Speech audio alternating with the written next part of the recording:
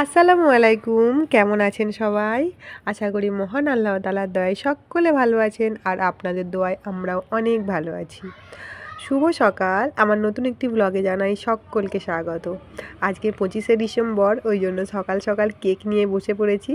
সকলকে জানাই happy Christmas. তো এই যে কেক নিয়ে বসে পড়েছি আর আরিয়ানের হয়ে গেছে রাগ। মোবাইলটা ওর কাছ থেকে নিয়েছি তো সেই জন্যই আর কি। তো খাওয়া দাওয়া করে নিয়েছি। খাওয়া দাওয়া করে নেওয়ার পরে কাপড় জামা কাচা হয়ে গেছে। আজকে তো ছেলের স্কুল ছুটি, কিন্তু হাজব্যান্ডের ছুটি নেই, ওকে তো যেতেই হবে রেগুলার যেরকম যায়। তো সমস্ত ঘরের কাজ মানে রান্নাটা বাদে সব কিছু কমপ্লিট হয়েছে। আর আজকে একটু তাড়াতাড়ি করা হয়ে গেছে কাজ, কারণ আরেকটা বড় কাজ আছে সেই জন্য।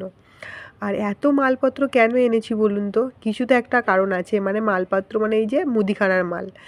ভাতও বসিয়ে দিয়েছি এইদিকে ছেলের জন্য। আমি তো দুপুরে রুটি খাবো, ভাত তো খাবো না। ছেলে ভাত খাবে। ভাতে একটা ডিম দিয়েছি, ডিম সিদ্ধ হবে, পুঁই শাক ডাল দিয়ে একটা তরকারি হবে, আর ডিমের অমলেট হবে। না হলে রাত্রিবেলায় বড়মশাই বলেছে মাছ নিয়ে আসবে, সেই মাছ ভাজা করব। তো এই যে আমি মালপত্র বের করতে বসে পড়েছি, দোকানের মানে মুদিখানার মাল, মুদিখানার জিনিসপত্র। আর এই বিলটা দেখেছেন? বাপ রে বাপ, কিছু তো নিশ্চয়ই আছে তাই না? এত বড় বিল। না না, কিচ্ছু নেই। আমাদের পুরো মাসে এত কিছুই লাগে, কারণ আমরা মাছ মাংস কম খাই আর ডাল বা অন্য কিছু জিনিসগুলো বেশি খাই, সবজি সাবজা। তো ডাল থাকে অনেক রকমের। আবার সকালে টিফিন বানিয়ে দিই, তার জন্য ওই মটর কলাই, ছোলা কলাই, কাবুলি চানা, ভাঙা ছোলা, এগুলো অনেক পরিমাণে থাকে। দেখুন, আপনাদেরকে তো সবই দেখাবো, আপনাদের সামনেই সব বের করব। ভালো লাগলে কিন্তু চ্যানেলটিকে সাবস্ক্রাইব করে আমার পাশে থাকবেন। আর কিছু যদি ভুল ত্রুটি হয় তাহলে কিন্তু আমাকে কমেন্টে জানাতে পারেন। তো এই যে দেখুন, সব মালপত্র বের করতে শুরু করে দিয়েছি।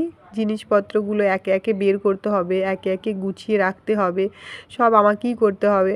আজকে ছেলের স্কুল ছুটি, ও বাইরে খেলা করছে, সেই সুযোগে আমি ফটফট করে যেগুলো আছে সেই কাজগুলো করে নিই।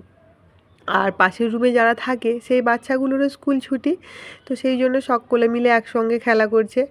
আর আমি এইদিকে ঘরটর একদম ক্লিন করে নিয়েছি। ওর গোসলটা করা হয়নি আজকে। আজকে ভাবলাম এই কাজগুলো করে নিই, তারপরে শেষে যা করার করব। তো অনেক জিনিসপত্র আছে, 2 ব্যাগ, আর 1 ব্যাগ যেটা আছে ওটা কিন্তু চাল। 10 কেজি করে চাল লাগে আমাদের, আর আটা লাগে। সে আটাটা এখানে একটা দোকান আছে, আপনাদেরকে দেখিয়েছি। তো ওই দোকান থেকে গম, ওইখান থেকেই নিই গম কিনে, ওখানেই ভানিয়ে আবার নিয়ে আসি।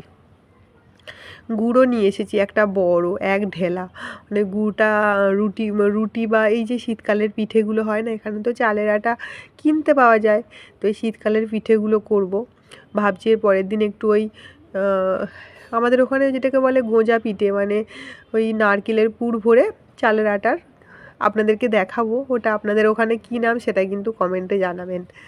তো সব মালপত্র নিয়ে এসেছি, এবার গুছিয়ে গুছিয়ে রাখতে যেয়েই মাথা খারাপ।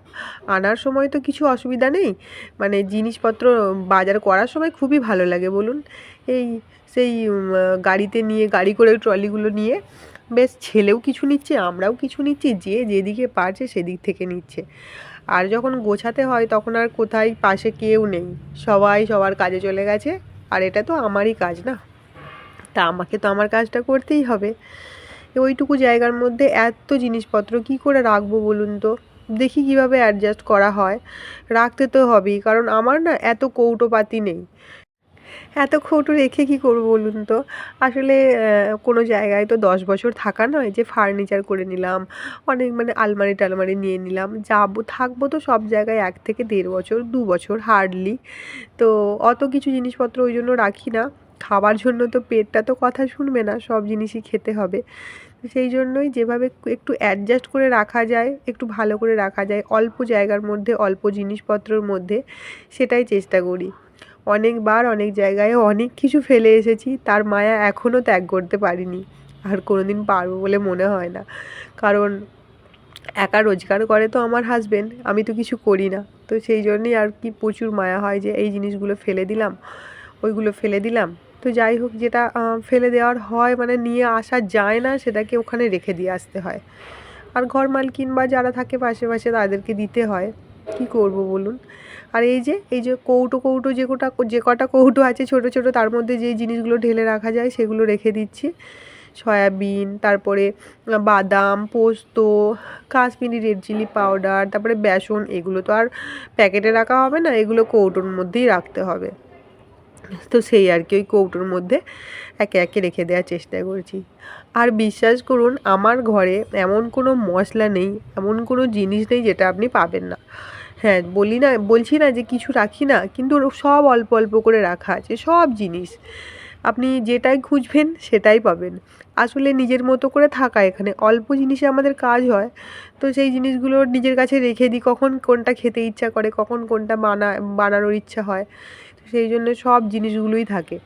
ধরুন একদিন মোবাইলে একটা কিছু দেখে বানালাম, তো সেটা তো আর আমি ওই এক চিমটে আনতে পারবো না, আমাকে একটা প্যাকেটই নিয়ে আসতে হবে। তো এইভাবে অনেক কিছু জমে যায়। দেখুন, আপনাদের সঙ্গে গল্প করতে করতে কিন্তু আমার সব কাজ হয়ে গেল। আর কাজ তো হয়েই গিয়েছিল। আর এইগুলো একটু সাজিয়ে সাজিয়ে রাখা আর রান্নাবাটি করা। আমার কিন্তু শরীরটা এখনও ভালো নেই, শরীর খুবই খারাপ, ঠান্ডায় একদম সর্দিতে ভিতর জাম হয়ে গেছে। এত সর্দি হয়েছে কি বলবো, যে সর্দিতে মানে শুলে ভিতর থেকে একটা কেমন একটা আওয়াজ হচ্ছে, এত সর্দি হয়ে গেছে। কোনো কারণ নেই জানেন তো, শুধুই কোনো কারণ নেই। এই যে বাড়ির কাজকর্ম, থালা বাসন ধোয়া বা এই কাপড় জামা কাচা, এগুলো তো আমাকেই করতে হবে। আর এখন না একবার গরম হচ্ছে একদিন, তো একদিন খুব ঠান্ডা, এইভাবে হয়তো আমাকে সর্দিটা হয়ে যাচ্ছে। আর আমার আব্বার এই ঠান্ডার ধাতটা খুব, মানে আব্বাকেও শুধু ঠান্ডা লাগে আর আমাকেও শুধু এই ঠান্ডাই লাগে। হয়তো আব্বার মতো হয়ে গেছি জিনগতভাবে। ছেলে এখনও আসেনি বলে আপনারা আওয়াজ পাননি। আর এই যে এসে গেছে, এতক্ষণ আসেনি, এখনও আসেনি নয়, এতক্ষণ আসেনি, এসে গেছে। পাশে আমার গলা ধরে দাঁড়িয়ে আছে, আমি ভয়েস ওভার দিচ্ছি আর ও আমার পাশে দাঁড়িয়ে আছে। ও বলছে আমাকে এডিট করনা হয়। ওর ভাষা আধা বাংলা, আধা হিন্দি, আধা মারাঠি। আমি ছাড়া কেউ বুঝতে পারবে বলে মনে হয় না। সব কাজ করতে করতে নিজের মানে বুঝতেই পারি না যে কখন তাড়াতাড়ি এই মানে টাইমটা পাস হয়ে যায়। আর এখন তো ছোটো দিনের বেলা, মানে সকালে উঠি সেই সকাল অন্ধকার থাকতে থাকতে। এখন সূর্য ডুবে যায় তাড়াতাড়ি আর সকাল হয় দেরিতে, এরকম ব্যাপার। তো ওই সকালবেলার সময় উঠে এই কাজ করতে করতে কখন যে 12টা বেজে যায় সেটা বোঝাই যায় না। আর 12টা বাজার পরে গোসল করে ছেলেকে আনতে যাওয়া, দিনটা যে কীভাবে পেরিয়ে যায় সেটা বোঝা যায় না। আসলে আরিয়ানের জন্যেই হয়তো, আরিয়ানের পিছনে কাজ করতে করতে আমার কিছু মনে থাকে না।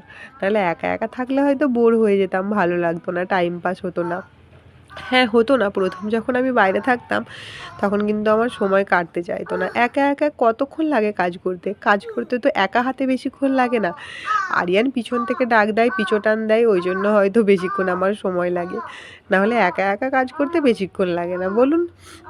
আর এই যে দেখছেন কত বড় বড় এই যে দারুচিনিগুলো, এই দারচিনিগুলো কিন্তু আমি এক প্যাকেট নিয়ে এসেছিলাম অনেক দিন আগে। আর অল্প দিলেই কিন্তু না অনেক ফ্লেভার হয়ে যায়, গন্ধ হয়ে যায়। আর মোটা না, সেই জন্য হয়তো পরিপক্ক, পাতলা পাতলা নয়। তো এই যে এক কৌটো দেখছেন, এই এক কৌটো কিন্তু আমার গরম মশলা শুধু। আমার বোন যখন আমার কাছে নাগপুরে থাকতাম তখন এসেছিল, ওর লোভ ছিল আমার এই গরম মশলার কৌটোটার উপর। ও শুধু আমাকে বলতো তোর গরম মশলার কৌটোটা আমাকে দিবি। ওই করতো, ওর হয়তো এই গরম মশলাটা নিয়ে যাওয়ার খুব ইচ্ছা ছিল, কিন্তু আমি বললাম না, আমি গরম মশলার কৌটোটা অনেক কষ্ট করে অনেক দিন ধরে এত এত করে জমিয়েছি, তোকে কিনে দেবো কিন্তু এই কৌটোটা আমি দেবো না। আর ও কি না, ওটাই আমি নেবো, এরকম বলতো, মজা করতো। এই যে এটা হচ্ছে কাশ্মীরি রেড চিলি পাউডার, এটা তো তরকারিতে দিতেই হয়। আমি বেশিরভাগ তো কাঁচা লঙ্কার পেস্ট দিয়ে তরকারি বানাই, আপনারা তো দেখেনি। আদা রসুনের সঙ্গে কাঁচা লঙ্কা দিয়ে দিই বা কাঁচা লঙ্কা কেটে দিয়ে দিই। আর কালার হওয়ার জন্য অল্প তো কাশ্মীরি রেড চিলি পাউডার দিতেই হবে, না হলে তো ভালো লাগবে না। তো সেই জন্যই আমি সবসময় নিজের কাছে এই রেড চিলি পাউডারটা রেখে দিই। তো সব কাজ একা একা মানে টুকটুক করে নিচ্ছি, আর টাইমটাকে একবার করে দেখছি যে কতটা টাইম হলো। বেশি টাইম হয়ে গেলে তো আবার হবে না, ছেলেকে গোসল করাতে হবে, খাওয়াতে হবে। এখনও কিন্তু আমার রান্না বাকি আছে জানেন, আমার এখনও পুঁইশাক রান্নাটা হয়নি। আর পুঁইশাক রান্নার জন্য আমি একদিকে ডাল বসিয়ে দিয়েছি ইন্ডাকশনে, আর ডালটা সিদ্ধ হয়েছে নাকি মাঝে মাঝে মাঝে উঁকি মেরে মেরে দেখছি। এই কাজ করতে করতেই ওই ডালটাও সিদ্ধ বসিয়ে দিয়েছি, কারণ যদি ভাবি ওটা হোক তারপরে এটা করব তাহলে হবে না, তাহলে অনেক দেরি হয়ে যাবে। এই যে এই পোস্তটা এখানে কিন্তু ভালোই পাওয়া যায়। এই পোস্তর আমাদের ওখানে যা দাম এখানেও কিন্তু সেম দাম, কোনো তফাৎ নেই, বাড়াবাড়িও নেই কমাকমিও নেই। কিন্তু বাঙালি মানুষ আমরা, পোস্ত ডাল এটা তো আমাদের প্রিয় জিনিস। আমার হাজব্যান্ড খুব ভালোবাসে পোস্ত ডাল খেতে, আর আমিও ভালোবাসি। তো সেই জন্যই আমরা আর কি পোস্তটা বেশি করে নিয়ে আসি। সপ্তাহে তো আমাদের একবার বা দুবার তো হয়েই থাকে, দুবার হয় না, একবার হয়, মানে সপ্তাহে একবার হবেই। আর এই যে কাজু আমন্ড এগুলো অন্য জায়গায় রাখবো। প্যাকেট প্রায় সবই করা হয়ে গেল। এবার তেলের বোতলে এই যে সাদা তেলের প্যাকেটটা ঢেলে নেবো, কারণ তেল শেষও হয়ে গেছে, সেই জন্য তেলটা ঢেলে নিতে হবে। আর প্যাকেটে রাখলে কি হবে, প্যাকেট থেকে ঢালা যায় না। বললাম না রান্না করতে করতে কাজ করছি। এই যে এবার পুঁই শাকটা বসিয়ে দেবো। ডালটা সিদ্ধ হয়ে গেছে, ঝটপট করে পুঁই শাকটা কেটে নিই। দিয়ে পুঁই শাকের মধ্যে কুমড়ো কিন্তু নেই, একটু মূলো ছিল, সেই মূলোটাই কেটে অর্ধেক দিয়েছিলাম। বেশ ভালো হয়েছিল কিন্তু খেতে। আমি ভাবলাম যাই হোক, আমরাই তো খাবো, আর তো কোনো বাইরের মানুষ নেই, যাই হবে সেটাই ঠিকঠাক অ্যাডজাস্ট করে খেয়ে নেবো। এর মধ্যে কিন্তু কোনো কুমড়ো নেই, কচু নেই। আমাদের বাড়িতে কি করে, কুমড়ো দেয় কোনো দিন, ডাল দিয়ে কুমড়ো দিয়ে শাক, বা মাছের মাথা দিয়ে ডাল দিয়ে নয়, মাছের মাথা দিয়ে কুমড়ো দিয়ে নানান রকমের সবজি দিয়ে পুঁই শাক হয় না, ভীষণ টেস্ট হয় বলুন। আমি যখন বাড়ি যাই, আমার মায়ের বাড়িতে কিন্তু এই রান্নাটা আমি গেলেই হয়, কারণ আমি এই রান্নাটা খেতে ভালোবাসি। আর মা বলে তুই বানা, তোর হাতের রান্নাটা খুব ভালো লাগে। আমিই বানাই আর আমিই খাই, মানে আমরা সবাই মিলেই এনজয় করে খাই। তো এই শাক টাক আমাদের বাড়িতে প্রচুর হয়। আমাদের বাড়িতে মানে এখানে যেখানে আমি আছি, শাক সবজি ডাল এগুলো আমরা প্রচুর খাই। মাছ মাংসটা আমাদের কমই হয় বলা যেতে পারে। আর মাঝে মাঝে সব কিছুই খেতে হবে বলুন, মাছ মাংসও খেতে হবে। ছেলে তো মাংস বলতেই অজ্ঞান, ওর তো একদম ফেভারিট জিনিস। আর খায় ও, ডিম সিদ্ধ রোজ একটা করে দিই। সমস্ত কিছুই অভ্যাস রাখতে হবে, শাক থেকে শুকটি সবই অভ্যাস রেখেছি। এই যে অবস্থাটা দেখুন রান্নাঘরের, এদিকে ওটা ওদিকে সেটা, সব জায়গায় একটা একটা করে জিনিস ছড়ানো আছে। আর এইদিকে আমার পুঁই শাক রান্নাটাও হয়ে গেছে। যাই হোক, রান্না হয়ে গেছে, ঘরটা যা হোক না হোক করে তাড়াতাড়ি গুছিয়ে নেব, তারপরে ছেলেকে গোসল করাবো। আর এর মধ্যে কি দিলাম বলুন তো, রসুন কুচি, সে মানে রসুন থেতো করে আমার মা এভাবেই দেয়। রান্নাটা যখন হয়ে যায়, পুঁই শাক রান্নাটা, তখন কিন্তু রসুন থেতো করে দেয়। আর সেই জন্য কিন্তু একটা দারুণ সুন্দর গন্ধ আসে, খেতেও কিন্তু খুব ভালো লাগে। আমিও কিন্তু সেইভাবেই রান্না করলাম। দাঁড়ান, আর একটা জিনিস আপনাদের দেখানো হয়নি। এই যে এইটা দেখুন, এর মধ্যে কি আছে দেখেছেন? এই দেখুন ছোট্ট পাড়া একটা ফর্দ, আর এই ফর্দর মধ্যে এই যে গাড়িটা, এই গাড়িটা আমাকে আরিয়ানের বাবা বলল চলে যাও, জিনিসপত্র আমি নিয়ে যাচ্ছি, তুমি গাড়ির কাছে গিয়ে দাঁড়াও। আর নিজে কখন টুক করে ছেলের জন্য ওই গাড়িটা নিয়ে নিয়েছে। যাই হোক, আজকের ভিডিওটা এই পর্যন্তই। সকলে ভালো থাকবেন, সুস্থ থাকবেন। খোদা হাফিজ।